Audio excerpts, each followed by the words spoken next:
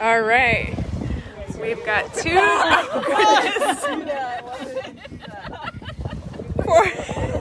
Okay, let's talk about some slippery fish. These are pen point gunnels that we've just caught in the Seine. We're doing a little biodiversity survey here at Sunrise Beach Park. Check out that gorgeous mountain out there. And it is a beautiful day to be looking at fish. The tide is going out. It's about a negative 3.5 foot tide today, which is one of the lower tides that we'll get this year. And so our scientists are doing their best to safely return these pen point gunnels to their habitat. But they're beautiful fish, very well adapted to living life in the eelgrass. They blend in very well with the kelp and the grass that's there. They have this really beautiful eye with almost like eye makeup on. And so we've got a team of volunteers here who's helping to put the animals back. This is a snake brickleback, another snake brickleback. I always want to call them pike blennies too. Snake bricklebacks. All right. So we're fish juggling today.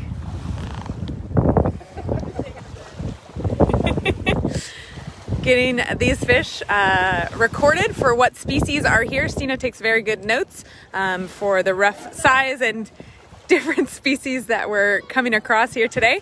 Also here today I have my two kiddos who are, oh my gosh, climbing up on the log like they're not supposed to. Might have to go intervene in a second and go supervise my kids. So we'll walk this way. I'm walking backwards because the wind noise is absolutely terrible. But if you're just joining us and you want to post in the comments where you're watching from, that's always great for us to know. And thank you to everyone who likes and shares and comments on our live streams. That helps to push it out to even more people, which is great. So again, we're coming to you from Sunrise Beach. The mountain is out. It is absolutely stunningly beautiful out here, despite the wind. It is a little bit chilly on the shore here. But here comes my Evelyn, hopefully coming to tell me that Eli's not stuck up in the log. Always fun adventures when you're coming to the beach with kiddos. But hopefully we'll find some cool creatures to talk about today. Hello, Miss Evelyn. I can go take a picture of Eli, but we're doing a broadcast right now. Can you tell him to safely get down and come join me on the beach? What are you eating? Seaweed, of course. What else would you eat on the beach? Can you tell him Mom said to get down safely? Thank you. All right, well, she's just gonna shout it to him from here. Soaking like a little bossy sister. Perfect. So we've got some exposure to the eelgrass beds, which tells us we're in the lower part of the tide. And right now you can really see this epiphytic algae that grows on the eelgrass. So see that red? That is a species of red algae that only lives on the edges of eelgrass blades. It does hamper the eelgrass a little bit because it blocks their ability to do photosynthesis somewhat, but not in a huge detrimental way. All right, he's coming down. Let's see. Thank you for telling him. I thought you were going to walk up to him and tell him instead of shout, because I could have shouted. All right, Evelyn, let's go find some sea creatures. So again, I apologize for the wind noise. It is very windy today. I'm going to try to speak right directly into the microphone to try to eliminate some of that. And I'm going to walk this way kind of with a purpose, and then we can turn around and I'll have the wind to my back a little bit. How is he going to do this? I better go help him. Otherwise, I'm going to have to go to the hospital. So this is where you think you've given your children all the good instructions for how to behave appropriately during your live stream. Do you need help? Eli, I need you to get down. Okay. The wind is blowing the hair into your face. Okay, turn into the wind, babe.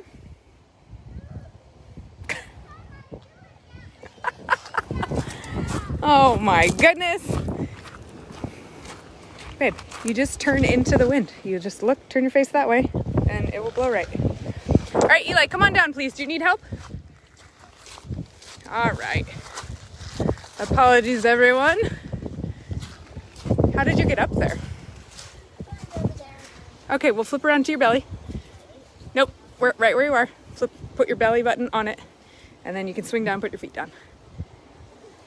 No, belly button, just flip straight over. Yep, yep. Now bring your legs down. Low, on this one, Eli, this one. Goodness. Sorry, everyone, this is making for not the best quality video. All right, no more climbing, come on. We're doing a broadcast, I can't be rescuing you. I'm sorry. I want you to take a picture. Well, can I take a picture if I'm doing a live broadcast? No. Let's go help me find some creatures.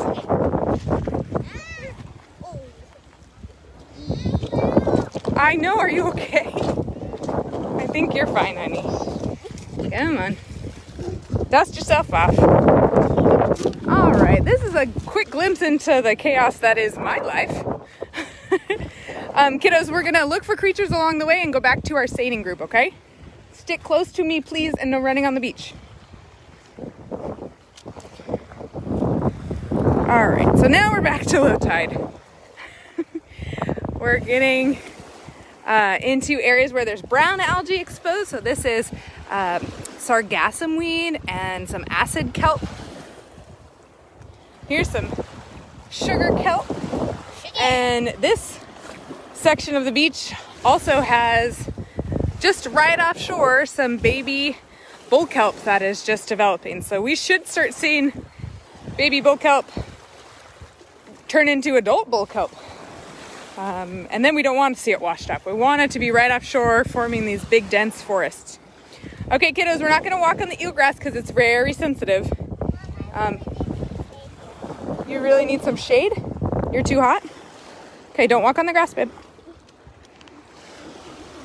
Okay, you can go up to our spot and sit if you want to. All right. Oh, here's some evidence of animals. We've got a crab molt. This is from a red rock crab. And that's just the molt, so the rest of the crab has pulled outside of that shell and grown a little bit bigger. This looks like a molt too. Let's take a look and see. That's a dead crab. No, it's not a dead crab. It's a molt. There's nobody home. So somewhere out there is a slightly bigger crab. Somewhere probably right out there. All right, let's go check in with our seining group and see what they've found. Hey kiddos, there's other kids here, so I want you to keep your distance, please, because we don't have our masks on right now. All right, let's see what else we can see. So our seining gives us a good glimpse into the types of fish that are living right offshore. It's not going to capture everything, but doing, a handful of these seins each year can help us to understand how maybe populations are shifting or changing. Oh my goodness. What are we, we're such professionals here. Oh, look at the size of that one though. Wow. Humongous. Humongous. It looks like a giant Pipefish. It is. Oh, and there's a lion's mane jelly right offshore there.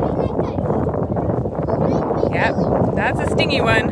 So lion's mane jellies can be the largest or the longest animals in the world, I should say. So it's upside down right now.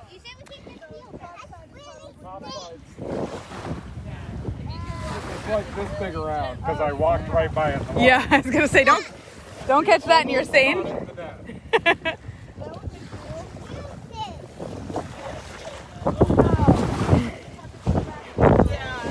Do you see the jelly, Eli? What do you know about jellyfish? I know that they eat where they go. Their mouth is Their mouth is right where they're... Oh, that's interesting. Okay.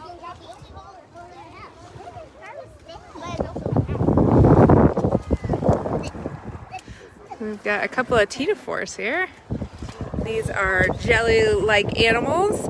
They have these rows of teens or combs that they use to propel themselves with, and underwater they refract light, and so they look like little mini rainbows. So it's kind of the same way like a seaweed or a CD. You guys remember CDs, right? Well, we're done using that. Another thing. Let's go find out what the other thing is. Oh yeah, that's it. So those, yep. So those are the stinging tentacles. The lighter color is the mesenteries, like the digestive. And then these are the stinging tentacles. And those can get like 100 feet long in a big, big mature one. Which is why even when they're washed up dead, you don't want to touch them. Mature ones can be larger than us. Yeah, and it may flip over in the surf, and then you can see the top section of it. So cool. Right? Do you see that? I'm like, well, maybe there's an octopus here with him.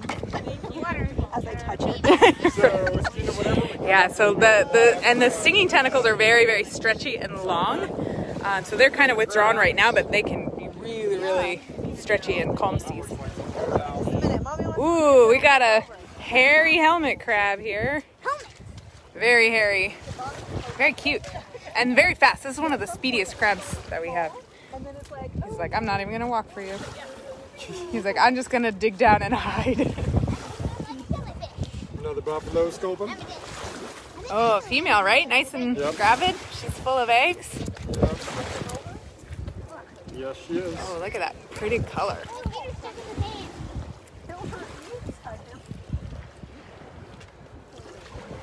What else do we have? Oh, little tide pool. Those are the little ones. Did you see our crab friend, Evelyn? He's bearing down. Ouch, that's my hand. 2 gunnels. 3 gunnels. Those are all saddlebacks, by the way. 1 crane gun. 1 more saddleback. Nah, babe, this one's really hard because we can't really see the fish that we're trying to catch. Pen point. Pretty, pretty pen point.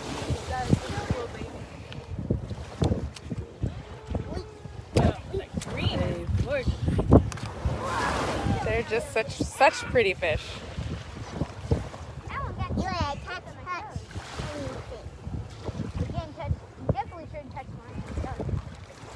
Yeah, definitely don't touch a limestone jelly. That's right. That's why we're only staying on the sands here. Good juggling. Yes, honey. How does wind happen? That is a long conversation. 1 English sole. Yep. Watch out because that crab is buried right there. You don't want to step on him. Right there? Yeah, do you see him right here? Same one. 3 saddlebags. In fact, I am going to put him back since we caught him out there. He just, he ran in. 5 saddlebags. Yeah, and then add that extra. Nice, that's a good saying. Did you catch any pipefish this round? Okay. That's another fish species that we would expect to find in this eelgrass because they're really well adapted to camouflage amongst it. And they're our version of the seahorse. So the males have the babies, or at least, you know, hold on to the eggs as they mature. So that lion's mane jelly, they don't do super well when they are stranded and bumping up against the shore. They're just so delicate. They're about as tough as tissue paper. So the moment they kind of bump into things, usually spells disaster for them.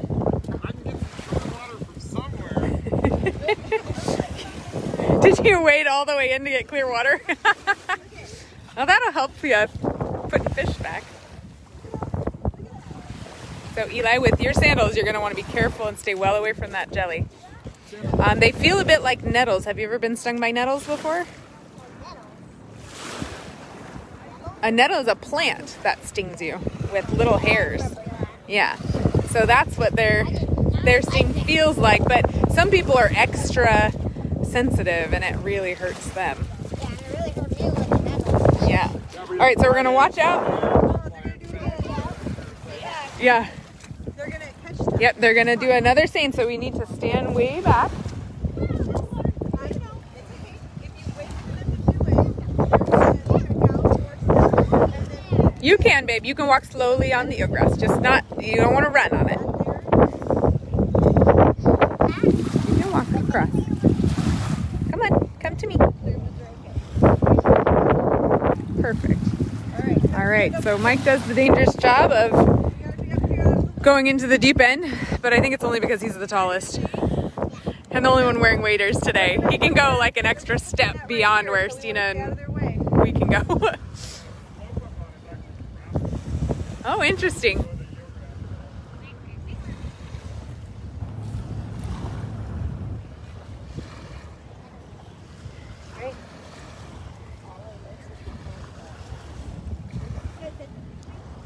All right, you guys watching? You ready to see what they catch?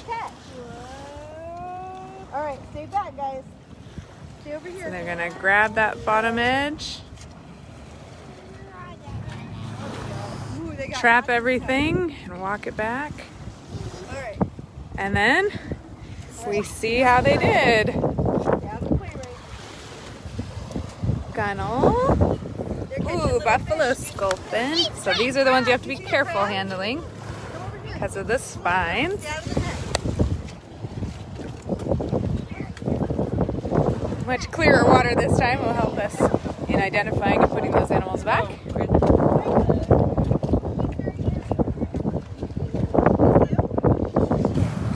Oh yeah, there's a pinpoint right there. Very nice. Ooh, so close. Oh, another one.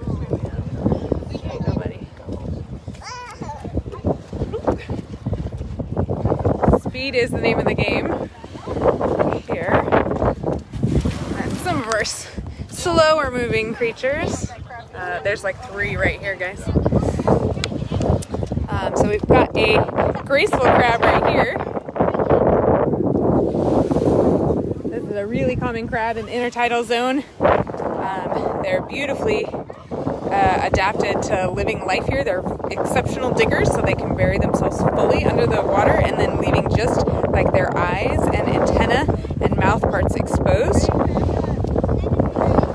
And they're one of the more delicate fish as well, so, or crab as well. So they're a little more docile than some of the other crabs. So this one I don't hesitate to just lift and hold. Eli, would you like to put this crab back for me? You too? All right, so you're gonna just cradle it. 2 hands. There you go. All right, let me see if there's one for you, Evelyn. Come here. Yeah.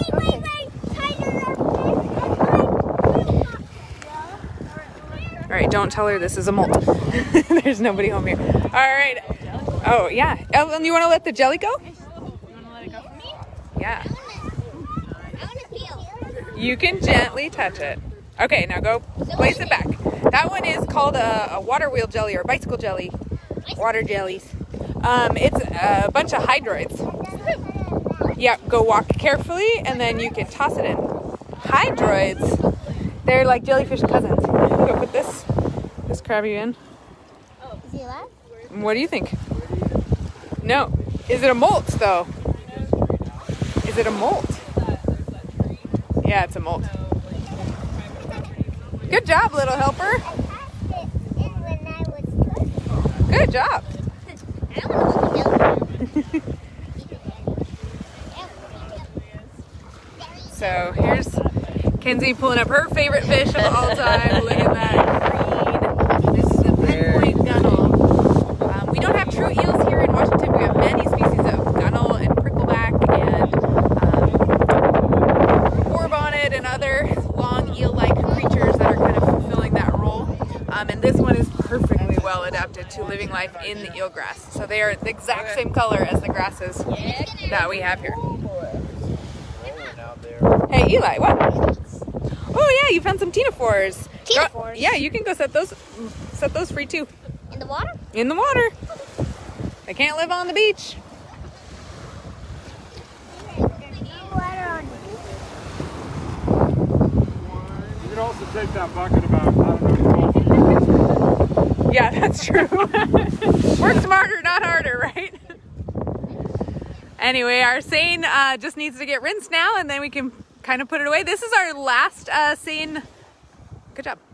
This is our last seine of the year for our beach monitoring program. And we've seen some really interesting things so far. Favorites of mine are the pipefish and those penpoint gunnels. The green ones are always really exciting and fun.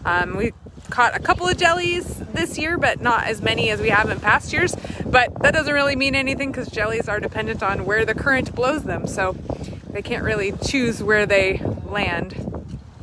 So thanks to everybody for tuning in with us today. I apologize for the wind and, you know, the children, but give you a glimpse of what reality is like a little bit here, coming at you live from Sunrise Beach. And I will just leave you with this beautiful shot of our big, beautiful mountain here.